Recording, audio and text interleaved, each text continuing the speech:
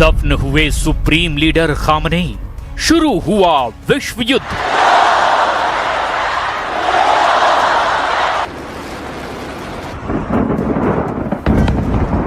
पैंतालीस घंटे में 170 से ज्यादा अमेरिकी मिसाइलें और खाड़ी देशों में मौजूद अमेरिकी मिलिट्री बेसों पर ईरान का अब तक का सबसे भीषण बारूदी पलटवार। इस वक्त मिडिल ईस्ट से जो खबरें आ रही है वो ये साफ कर रही है कि दुनिया तीसरे विश्व युद्ध के मुहाने पर खड़ी है। अमेरिका और ईरान के बीच पिछले महीने हुआ 18 जून का संघर्ष विराम अब इतिहास बन चुका है।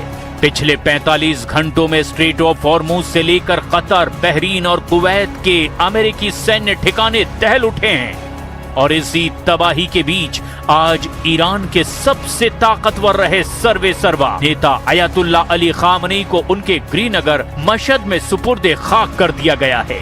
अमेरिका ने ईरान के रास्ते उड़ा दिए, रेलवे ब्रिज तोड़ दिए ताकि खामनेई के जनाजे में भीड़ न जुटे। लेकिन आज मशहद की सड़कों पर उमड़ा लाखों ईरानियों का जनसैलाब ट्रंप के होश उड़ाने वाला साबित हुआ। अब ईरान रुकने वाला नहीं है। खबर तो यहां तक आ चुकी है कि ईरान के आक्रामक तेवरों को देखते हुए अब नेटो देश भी ईरान पर हमला करना चाहते हैं। अब ट्रंप का अगला कदम क्या होगा, इसी पर पूरी दुनिया की निगाहें टिकी हुई है। कब्र में खामनेई, ईरान पर बरसा बारूद।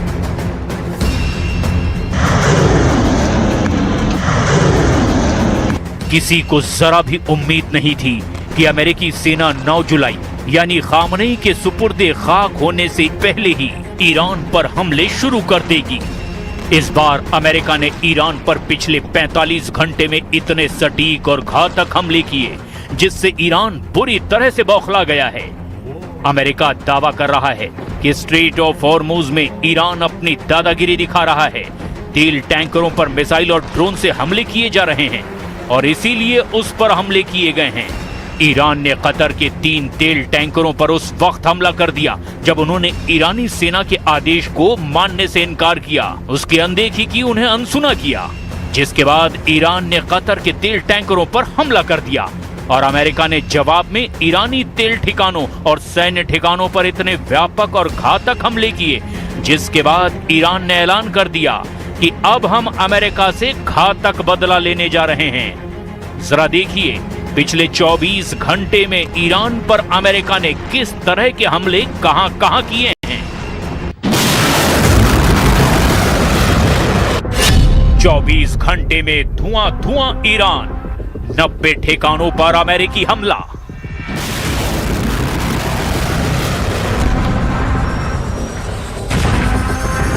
अमेरिकी सेंट्रल कमांड ने ईरान के दक्षिण और पश्चिमी तटों पर 90 से ज्यादा नए सैन्य ठिकानों को निशाना बनाया।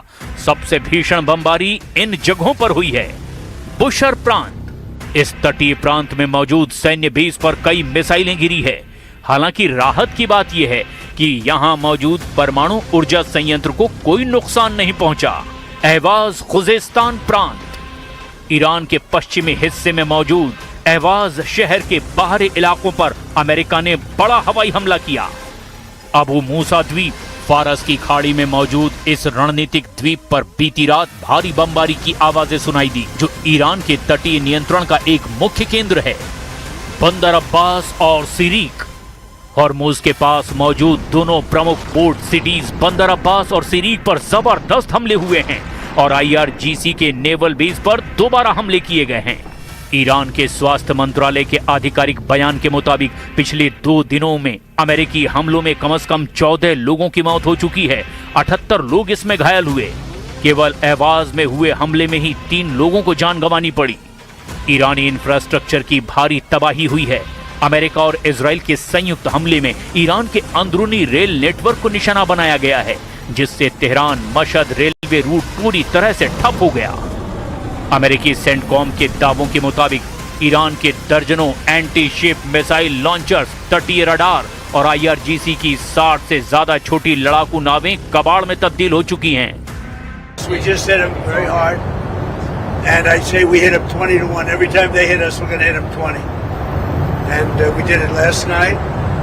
It did a little something today, but it was really retribution for last night. They hit actually 3 boats, not 2. And when they hit, we hit back much harder. They called a little while ago. They want to make a deal so badly. I just don't know if they're worthy of making a deal. I don't know that. Iran को हुए नुकसान का आंकड़ा हैरान कर देने वाला है।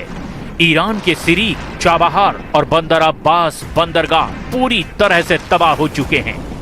सबसे बड़ा झटका ईरान को तब लगा जब उसके खार्क द्वीप पर अमेरिकी बम गिरे।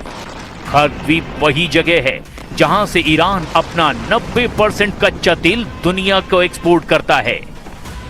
अमेरिका ने ईरान की रीढ़ की हड्डी तोड़कर रख दी।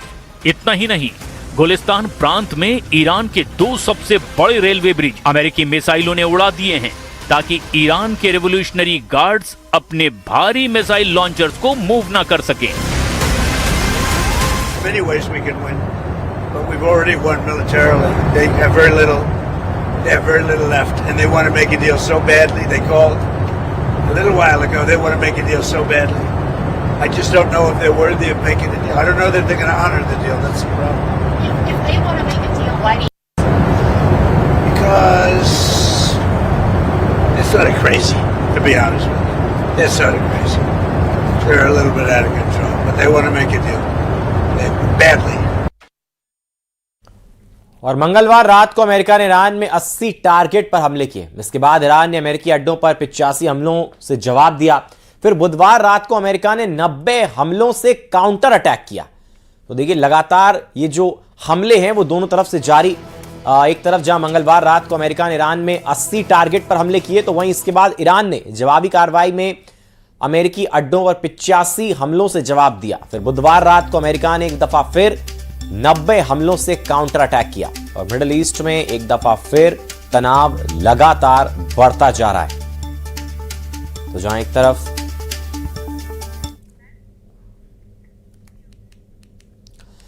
और मंगलवार रात को अमेरिका ने ईरान में 80 टारगेट पर हमले किए। इसके बाद ईरान ने अमेरिकी अड्डों पर 85 हमलों से जवाब दिया। फिर बुधवार रात को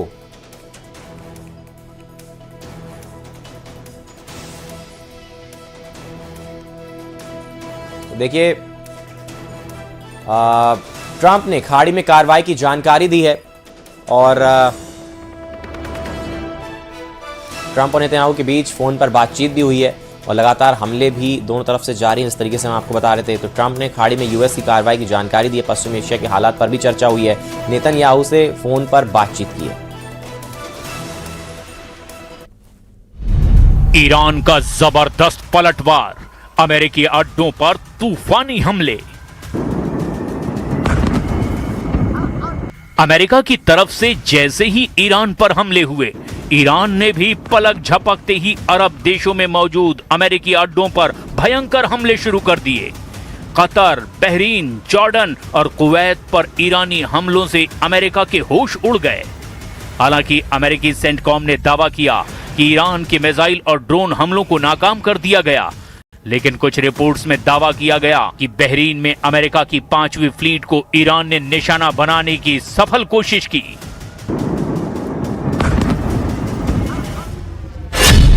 ईरान का जबरदस्त पलटवार, अमेरिकी अड्डों पर तूफानी हमले।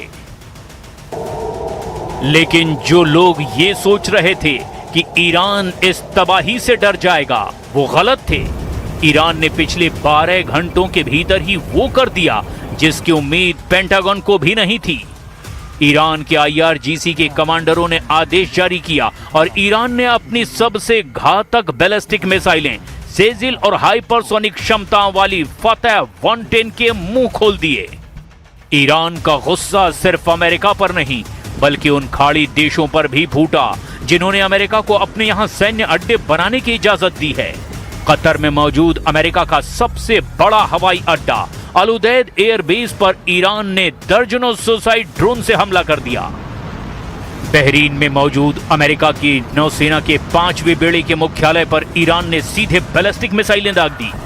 कुवैत में अमेरिकी कैंप एरिजन के पास ईरानी मिसाइलें गिरने से हड़कंप मच गया। खुफिया रिपोर्ट्स के मुताबिक ईरान के इस पलटवार में अमेरिका के पैट्रियट एयर डिफेंस सिस्टम पूरी तरह फेल साबित हुए। क्योंकि ईरान ने एक साथ सर्मिंग तकनीक का इस्तेमाल किया, मतलब एक साथ सैकड़ों ड्रोन और मिसाइलें दागने वाली तकनीक का इस्तेमाल हुआ। अमेरिकी सेना को खाड़ी देशों में भारी नुकसान उठाना पड़ा और कई सैनिक इसमें घायल भी हुए, ऐसी भी खबरें हैं। बहरीन, कुवैत और कतर में एयर डिफेंस सिस्टम पूरी तरह सक्रिय हैं। कई इलाकों में सायरन बज गए, सुरक्षा एजेंसियों को हाई अलर्ट पर रखा गया। सरकारों ने नागरिकों से आधिकारिक निर्देशों का पालन करने की अपील की है। Dependent on Iran. I mean, they want to help now. You know, it's a little late to the thing because essentially there's not that much fighting to be done. But some will depend on Iran. You know, when they had a chance, an opportunity to help, they chose not to. So, but we're sort of forgetting about that. And now they want to help. They all want to go in. They want to help on Iran so badly, but we don't really need help. America ने दागी 80 मिसाइलें, Iran के 90 ठिकाने तबाह। इस खूनी युद्ध ने दुनिया को हैरान कर दिया है कि जब सीज फायर हो गया, 60 दिन के समझौते पर सहमति बन चुकी है, तो फिर अमेरिका और ईरान एक दूसरे पर इतने भयानक हमले क्यों करने लगे? ये कहानी शुरू होती है मंगलवार 7 जुलाई से, जब ईरान ने होर्मुज जलमार्ग पर अमेरिकी और अंतर्राष्ट्रीय 3 कमर्शियल जहाजों पर ड्रोन और मिसाइलों से हमला कर दिया। इसके बाद अमेरिकी राष्ट्रपति डोनाल्ड ट्रंप का गुस्सा 7वें आसमान पर पहुंच गया। तुर्की में हो रही नेटो समिट से ट्रंप ने गरजते हुए ऐलान किया, मेरे लिए संघर्ष विराम खत्म हो चुका है,